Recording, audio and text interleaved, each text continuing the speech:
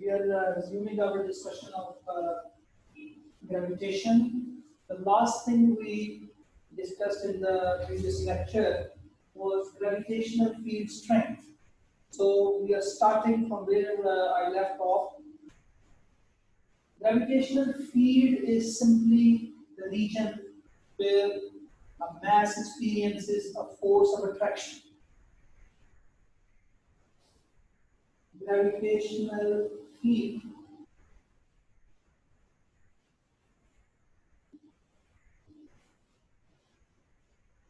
When we say gravitational field, we simply uh, think of a region around any mass. Let's say this is our own Earth. It has around it a region in which any mass brought near it will fall towards its center. So that region is called its gravitational field. Obviously, when we extend these lines, they all meet at the center.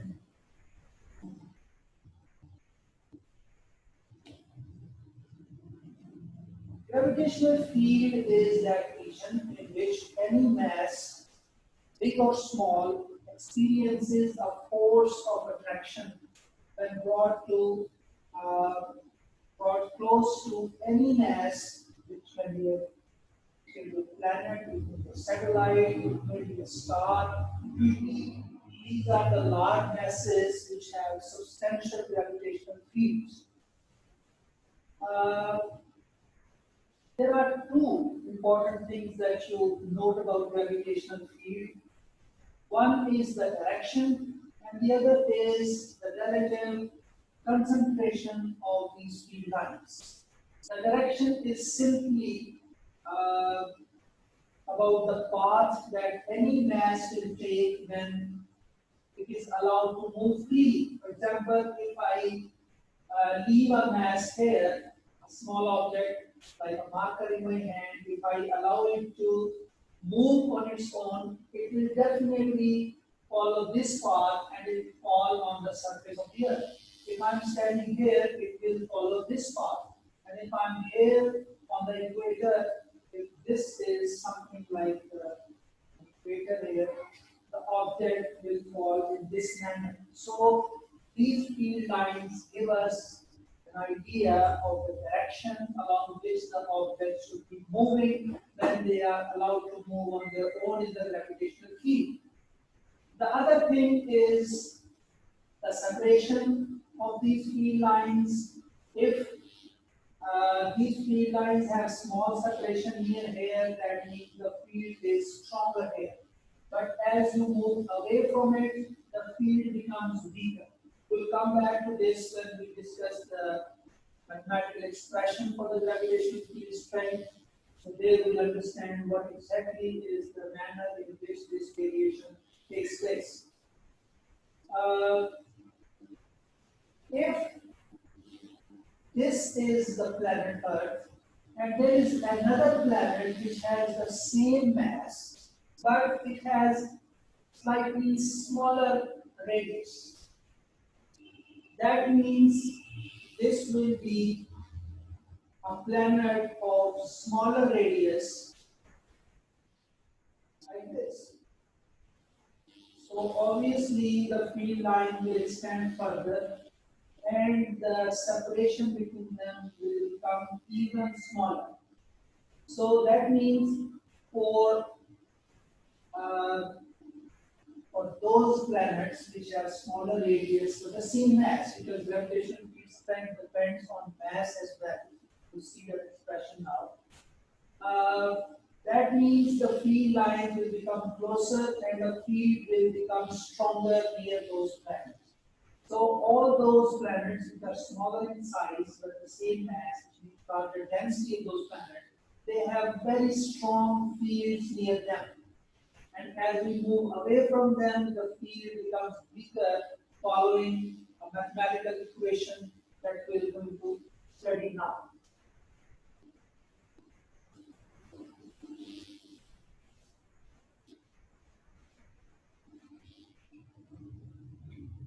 Gravitational field strength.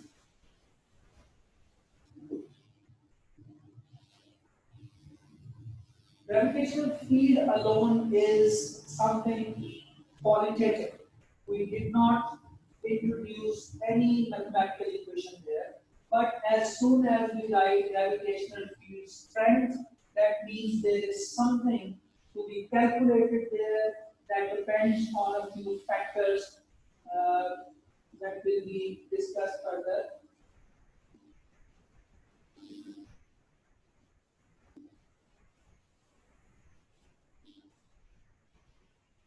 This was the expression that I derived at the end of the last lecture, that gravitational field strength for any planet of mass m and radius r is this. The value of g will be considered the gravitational field strength of that planet and its surface. Obviously, gravitational field strength depends on two factors. Number one, the mass of the planet.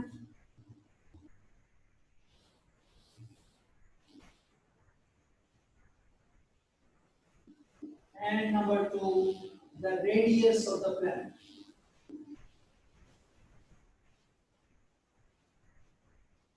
If mass is doubled and radius remains the same, the value of g will be doubled. But if mass increases, but radius also increases, then the value of g may not be substantially changed. We'll see it, what exactly is the relation here. If this happens to be the mass of the Earth, and we are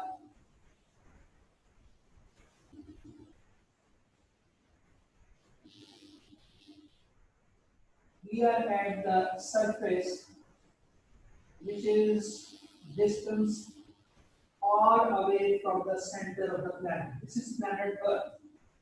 And if we are at the surface of it, we are exactly one radius away from the center of the Earth. We know the value of g here at this planet is 9.81. So I label it as g. But as I move away from it, let's say this is the distance g, and this is another value r. That means I have moved another distance equal to the radius of this planet away from it. So I am here now at this position. What will be the value of g now? This equation tells us that when I move a distance from the center exactly 2 times the radius, the value of g will be 1/4 of its original value. That means this g will drop to 1/4 of its original value. When I say 1/4, that means this way. So when I'm here at this position, this value of g drops to this one. But if I move another r away from it, I move here. That means another distance r now. I'm here now. So what is the total distance from the center now? 1r, 2r, and 3r. So at this position, my distance from the center of the Earth is 3 times the radius of the Earth. That means 3r squared. So clearly the value of g will become 1/9 of its original value. And I say 1/9, that means somewhat here.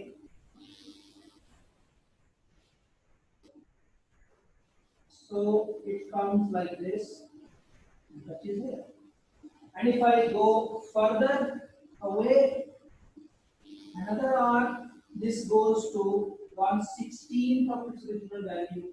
It becomes very, very small, and it goes to zero value when I keep going away from it. Definitely, there will be a point where gravitational field strength falls to zero. Practically, there will be no force of attraction experienced by any mass at that point. And that point is usually referred to as infinite. So at infinite distance, which may be a few thousand meters from the center of the Earth, which may be a few hundred kilometers, that is infinity from the perspective of the Earth's field. So the value of G varies in this manner. Mathematically speaking, the field strength is following inverse square law. G is varying as R square with inverse relation to G. When I move 2 times the distance from the center of the Earth, again if I'm away from the center at this distance, I have 9.81. If I move 2r from the center, I have 1/4 of its length. If I move 3 times r, I have 1/9 of its original length. Then I have 1/16, and this continues until the field strength becomes 0. So we need to understand how the gravitational field strength varies as we move away from any planet. So this is the variation of gravitational field strength with distance from the center of any planet.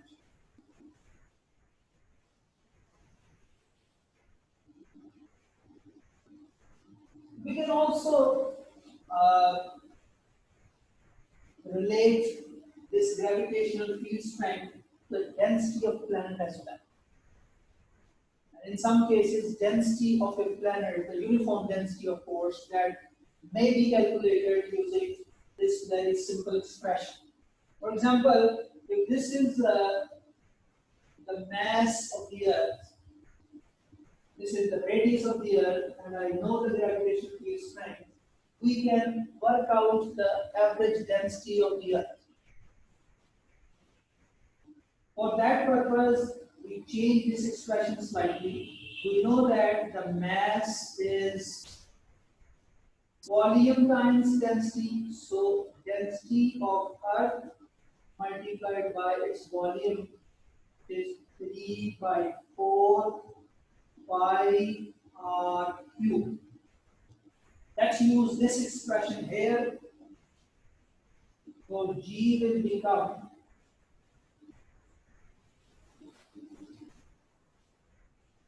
capital G as it is, density, then 4 by 3 pi r cubed divided by r squared. When you simplify this all and make this density the subject, we have an expression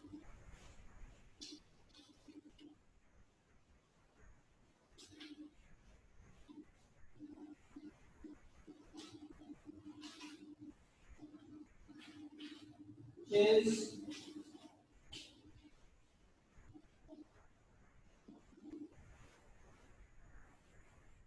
three times G divided by 4 times the value of capital G. This will get cancelled with this, only R will survive, so that appears here. And along with this, there will be a constant pi. When I use all these values here, the value of G is known, the radius of Earth is known, the value of pi is known, the value of G, which is 9.81 at the surface of the Earth. Use all these values to calculate the average density of on Earth that come down to be nearly 5,500 kilogram per meter cube approximately. So a simple expression can be used to calculate the average density of any planet. So clearly, G, uh, G has a direct relation with the density. Larger the density, larger will be the value of G for that planet.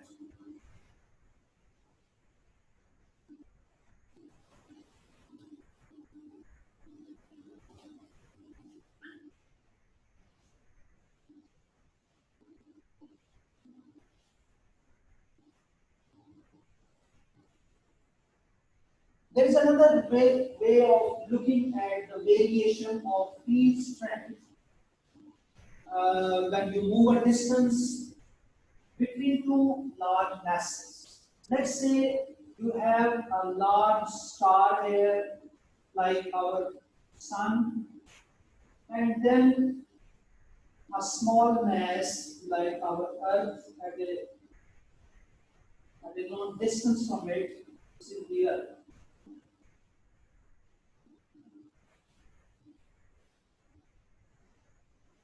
If this is the line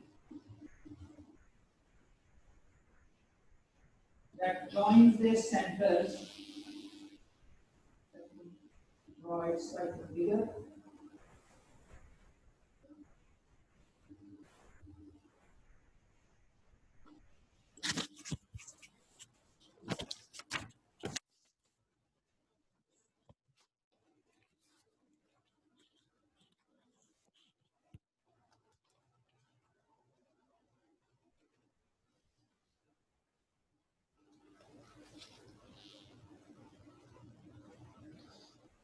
How will the gravitational field strength vary as you move from the surface of sun to the surface of the Earth?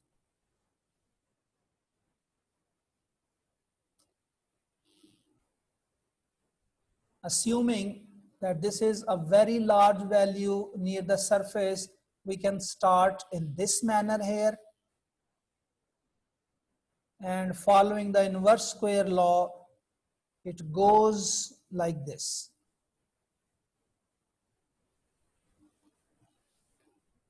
And it will still have a reasonably large value near the surface of the Earth.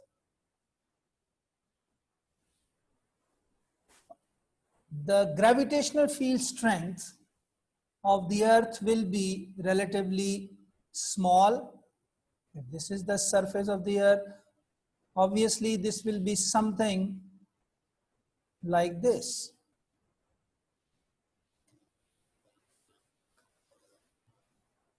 Why this is negative field? Because the two gravitational fields have opposite directions. The field for the sun is directed to the left, and the field for the Earth is directed to the right. These two fields will have equal and opposite directions exactly at a point which is near the Earth but far off from the sun, because the sun's field is very large. It is really strong up to a very large distance from the sun, but as compared to the sun's gravitational field, the Earth's gravitational field is not that strong. So close to the Earth somewhere, it becomes equal to the field of the sun. This is the position where the two fields will cancel. So if I make the net field of these two, I will redraw this line in this manner. So this broken line shows that the net field of these two combined will be a field which is exactly zero here. So net field is 0 at a certain point. When we move from sun to the earth, or for that matter, from any star to any planet, when the planet is going around the sun. So these are the points which are known as zero gravity zones. Zero gravity zones are those points where the net value of fields are cancelled exactly, because the fields become equal and opposite there. Let's calculate how exactly we can work out this position when we know certain values given in the question. There was a question in the exam in which students are required to calculate the position. Exactly what position is it where the field is 0.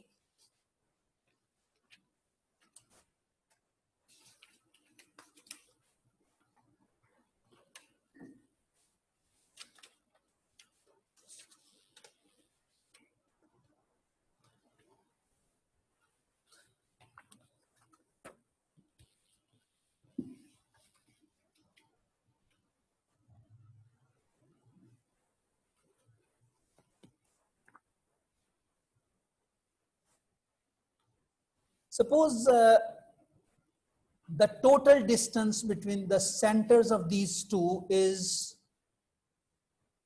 60 times the radius of Earth. This is from the center of the Earth to the center of the sun. This is 60 times the radius of the Earth. And we want to know how far it is from this position. Assuming that this is exactly x distance away from it, so this will become 60 RE minus x. If I assume that the distance from the sun to this point where the gravitational field strength should fall to 0 is x, then the distance of that point to the center of the earth should be the total distance 60 RE minus x. If I equate the two values of the gravitational field strengths, because we have just emphasized that this is the point where the two fields exactly become equal in magnitude and they cancel, we can write G mass of sun times the capital G divided by x square, which simply means the distance of that point from the center of the sun. This should be same as G mass of earth divided by 60 RE minus x whole square. This goes, and now we can write this equation in a simpler fashion, like 60 RE minus x over x whole square equal to mass of earth to mass of sun. If I remove this square from here, this becomes, if the values of masses are given, which are given in the question, when you try a few past paper questions, you will come across the values of the masses given. You put the values of masses here, that gives you a number, and with the help of that number you calculate this equation, you simplify this equation and you get the value of x. And to your as you expect, the value of x will become, in terms of this r, e will be 56 times re. That means somewhere close to the earth, and 56 times the radius of the earth from the sun is the position where the two gravitational fields exactly cancel each other. More of these type of questions will be discussed in the next lecture. Thank you.